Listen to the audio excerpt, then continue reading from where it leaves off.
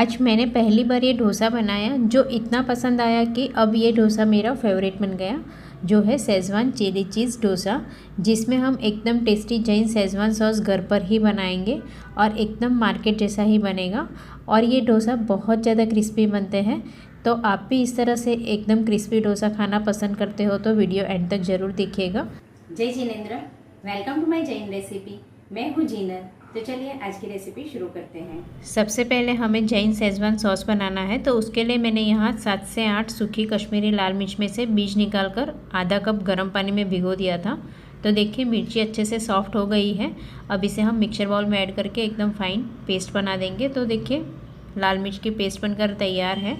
अब सॉस बनाने के लिए कढ़ाई में 1.5 टेबलस्पून ऑयल डाल देंगे और ऑयल गर्म हो जाने के बाद इसमें 1/4 कप बारीक कटा हुआ रेड कैप्सिकम ऐड करेंगे और कैप्सिकम को हम हल्का सॉफ्ट होने तक पका लेंगे।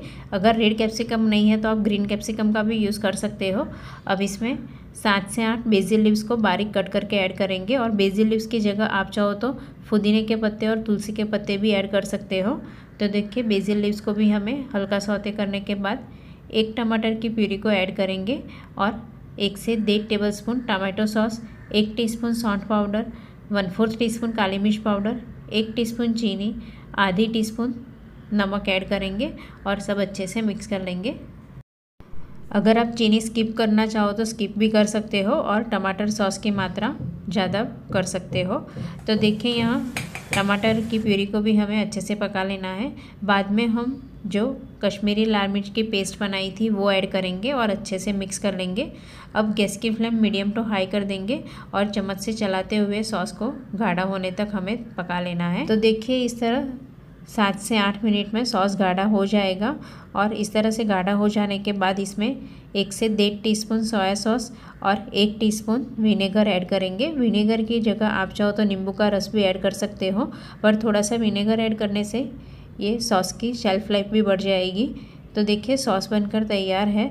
अब हम गैस बंद कर देंगे और गैस बंद करने के बाद भी हम कढ़ाई में चम्मच से चलाते रहेंगे, जिससे ये सॉस और भी थोड़ा गाढ़ा हो जाएगा और ये सॉस को आप 1 महीने तक भी फ्रीज में स्टोर कर सकते हो। अब डोसा बनाने के लिए बैटर को मैंने फर्मेंट कर लिया है और डोसा बैटर कैसे बनाना है उसके लिंक मैंने नीचे डिस्क्रिप्शन बॉक्स में दे दी है, तो आप मेरी चैनल पर देख सकते हो। तो देखिए बैटर कितना अच्छे से फर्मेंट हुआ है, एकदम बबल्स दिख रहे हैं और इसी तरह फर्मेंट हुआ रहेगा तो डोसा बहुत ज़्यादा क्रिस्पी बनेंगे। तो डोसा बनाने के लिए हम ना इसमें इनो ऐड करेंगे ना सोडा ऐड करेंगे, फिर भी ये डोसा एकदम क्रिस्पी बनेंगे क्योंकि बैटर अच्छे से फर्मेंट हुआ है। अब ये बैटर में से मैं आधा बैटर अलग से निकाल रही हूँ क्योंकि आज मेरी बेटी को स्कूल टिफ़िन के लिए इडली ले जाना है। तो इडली और डोसा बनाने के लिए मैं बैटर सेम ही बनाती हूँ, तो थोड़ा सा बैटर मैंने अलग से निकाल दिया है। अब इसी बैटर में हम आधी टीस्पून नमक ऐड करेंगे और अच्छे से मिक्स कर लेंगे। और डोसा बैटर की कंसिस्टेंसी भी आप देख सकते हो एकदम परफेक्ट है। इससे न ज़्यादा हमें पतला बैटर चाहिए न गाढ़ा चाहिए। तो अब हम डोसा बनाएंगे। तो डोसा बनाने के लिए मैंने नॉनस्टिक पैन गरम करने के लिए रख दिया है। अब तवा अच्छे से गर्म हो जाने के बाद गैस की फ्लेम स्लो टू मीडियम कर देंगे और इस तरह से बैटर डालकर स्प्रेड कर लेंगे। और इस तरह से डोसा ऊपर से थोड़ा ड्राई हो जाए तब हम ऊपर थोड़ा घी डाल देंगे। आप चाहो तो बटर का भी यूज़ कर सकते हो या फिर ऑयल का भी यूज़ कर सकते हो और इसे हम अच्छे से स्प्रेड कर लेंगे। अब 1 से 1.5 टीस्पून शेज़वान सॉस और 1 टीस्पून टमाटर सॉस ऐड करेंगे और इसे हम अच्छे से पूरे डोसे में स्प्रेड कर लेंगे। अब ऊपर हम बारीक कटा हुआ कैप्सिकम ऐड करेंगे और थोड़ा सा बारीक कटा हुआ टमाटर ऐड करेंगे। थोड़ा सा चाट मसाला पाउडर भी ऐड करेंगे। आप चाहो तो नमक भी ऐड कर सकते हो, पर चाट मसाले से डोसा बहुत ज़्यादा टेस्टी लगेगा। अब चम्मच से हम इस तरह थोड़ा हल्का हल्का प्रेस कर लेंगे, जिससे टमाटर और कैप्सिकम डोसा पे अच्छे से चिपक जाएगा।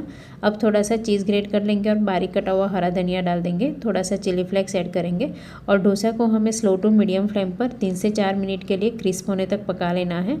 तो देखिए ये डोसा एकदम क्रिस्प बन गया है। अब इसे हम चॉपिंग बोर्ड पर रख देंगे और इसे हम पिज़्ज़ा कटर से कट कर लेंगे तो देखिए कट करने से भी पता चल जाता है कि डोसा कितना क्रिस्पी बना है। और ये डोसा के साथ में हमें ना चटनी ना सांभर किसी की भी ज़रूरत नहीं पड़ेगी, क्योंकि ये डोसा बहुत ज़्यादा टेस्टी लगते हैं। तो देखिए एक पीस को मैं आपको पास से भी दिखा रही हूँ कि डोसा कितना क्रिस्पी बना है।